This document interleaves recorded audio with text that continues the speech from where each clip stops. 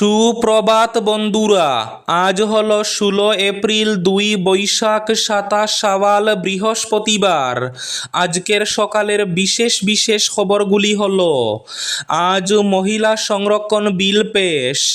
মহিলা সংরক্ষণ বিল পেশের উদ্দেশ্যে আজ বৃহস্পতিবার থেকে সংসদের বিশেষ অধিবেশন।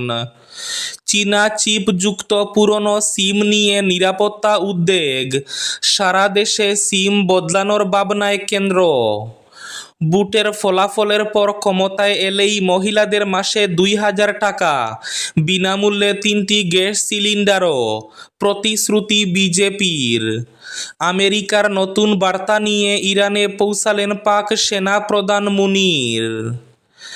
আপনার আধার কার্ডটি আসল নাকি নকল, সেকেন্ডের মধ্যে জালিয়াতি ধরার নতুন উপায় আনল ইউআইডিএআই। নিজের আধার কার্ডটি চেক করুন। এক মর্মান্তিক সড়ক দুর্ঘটনা, ধলাইয়ের বাগাবাজারে 2টি অটোরিকশায় ভয়ঙ্কর সংঘর্ষ, গুরুতর আহত 4 জন। এদিকে মর্মান্তিক দুর্ঘটনায় মৃত্যু ঘটল ই-রিকশা চালকের, আশঙ্কাজনক মহিলা এবং শিশু। রাজ্যে মার্গেরিটা চা বাগানে ভূমি পাট্টা নিয়ে উত্তেজনা, দুই পক্ষের সংঘাতে চাঞ্চল্য। সিবিএসই 10ম শ্রেণীর ফলাফল প্রকাশ, শীর্ষ তিরুবনন্তপুরম এবং বিজয়ারা, সর্বনিম্ন গৌহাটি। জমিয়ে রাখা বিস্ফোরক গ্যাস সিলিন্ডার ফেটে 5 জনের মর্মান্তিক মৃত্যু, ভয়াবহ ঘটনা।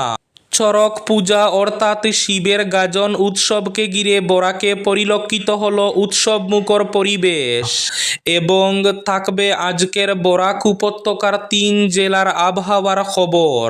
তাহলে বিস্তারিত খবরে যাওয়ার আগে অবশ্যই ভিডিওটিতে একটি লাইক করে চ্যানেলটি সাবস্ক্রাইব করে পাশের বেল আইকনটি বাজিয়ে রাখবেন এবং ফেসবুক পেজটি ফলো করে ভিডিওটি অবশ্যই শেয়ার করবেন যাতে সঠিক তথ্যগুলো সবার কাছে পৌঁছাতে পারে।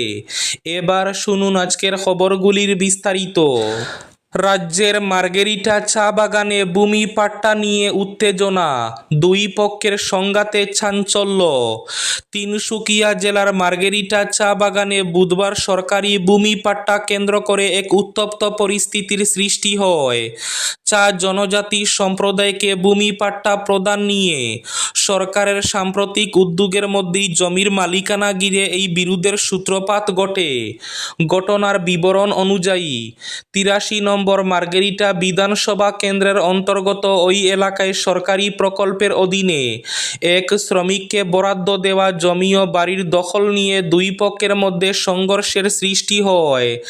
মার্গেরিটা চা বাগানের শ্রমিক লক্ষ্মী চানিকার অভিযোগ, সরকার তাকে নিয়ম মেনে ভূমি পাট্টা এবং একটি বাড়ি প্রদান করেছে, কিন্তু এসি জাল নামে এক ব্যক্তি ওই জমি বাড়িটি অবৈধভাবে দখল করে রেখেছেন বলে অভিযোগ। লক্ষ্মী চানিকা জানান, বৈধ সরকারি নথিপত্র থাকা সত্ত্বেও তিনি তার প্রাপ্য সম্পত্তির দখল নিতে পারছেন না। বুধবার সকালে এই বিরোধ চরম আকার ধারণ করলে এলাকা জুড়ে উত্তেজনা ছড়িয়ে পড়ে। খবর পেয়ে মার্গেরিটা থানার পুলিশ ঘটনাস্থলে পৌঁছে পরিস্থিতি নিয়ন্ত্রণে আনার চেষ্টা চালায়। পুলিশ উভয় পক্ষের সঙ্গে আলোচনা করে মীমাংসার উদ্যোগ নিলেও শেষ পর্যন্ত কোনো স্থায়ী সমাধান সূত্র খুঁজে পাওয়া যায়নি বলে জানা গেছে।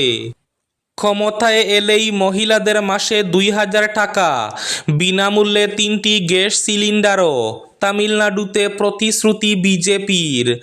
বুটমুখী তামিলনাড়ুর জন্য একগুচ্ছ প্রতিশ্রুতি দিল বিজেপি। আগামী 23 এপ্রিল এক দফাতেই দক্ষিণ ভারতের এই রাজ্যে বিধানসভা নির্বাচন হবে। তার আগে কেন্দ্রীয় মন্ত্রী জেপি নাড্ডা বিজেপির ইস্তাহার প্রকাশ করলেন। পদ্ম শিবিরের ইস্তেহারে মহিলাদের মাসে 2,000 টাকা অনুদান দেওয়ার প্রতিশ্রুতি দেওয়া হয়েছে। এর পাশাপাশি বছরে 3টি গ্যাস সিলিন্ডার বিনামূল্যে দেওয়ার কথা বলা হয়েছে। অনেক সময় দেখা যায় জালি আধার কার্ড ব্যবহার করে আর্থিক জালিয়াতি বা পরিচয় চুরির মতো অপরাধ ঘটেছে। এই বিপদ থেকে সাধারণ মানুষকে বাঁচাতে এক অভিনব এবং সহজ সমাধান নিয়ে এসেছে unique identification authority of India.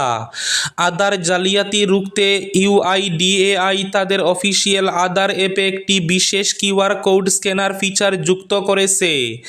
এই ফিচারের মাধ্যমে এখন যে কেউ নিজের মোবাইল ব্যবহার করে কোন আধার কার্ড আসল না নকল তা মুহূর্তের মধ্যে যাচাই করে নিতে পারবেন।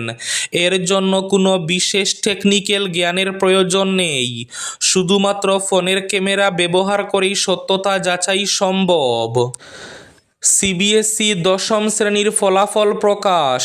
শীর্ষ তিরুবনন্তপুরম ও বিজয়ারা, সর্বনিম্ন গৌহাটি।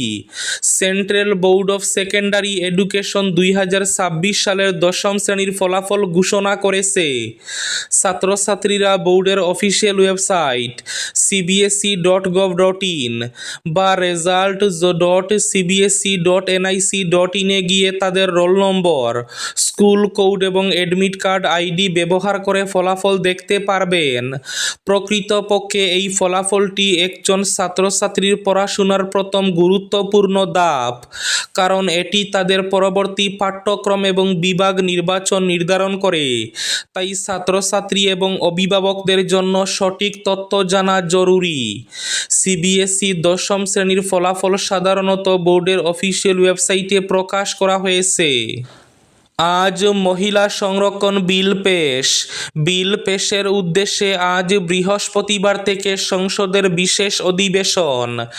বিরোধীরা রাজনৈতিক উদ্দেশ্যে অহেতুক তাড়াহুড়োর অভিযোগ তুলেছেন বুধবার, কিন্তু সেই সমালোচনা উপেক্ষা করে 2029 সালের লোকসভা নির্বাচন থেকেই লোকসভায় আসন বাড়িয়ে মহিলাদের জন্য সংরক্ষণ চালু করতে মরিয়া প্রধানমন্ত্রী নরেন্দ্র মোদীর সরকার। সেই উদ্দেশ্যে বৃহস্পতিবার থেকে শুরু হচ্ছে সংসদের 3 দিনের বিশেষ অধিবেশন নারী শক্তি বন্ধন অধিনিয়ম শীর্ষক 131তম সংবিধান সংশোধনী বিলের সঙ্গে আসন পুনর্বিন্যাসের বিলও পেশ করা হবে আসন্ন অধিবেশনে। লোকসভার আসন বাড়িয়ে মহিলাদের সংরক্ষণ চালুর উদ্দেশ্যে মোদী সরকার মোট 3টি বিল আনতে চলেছে।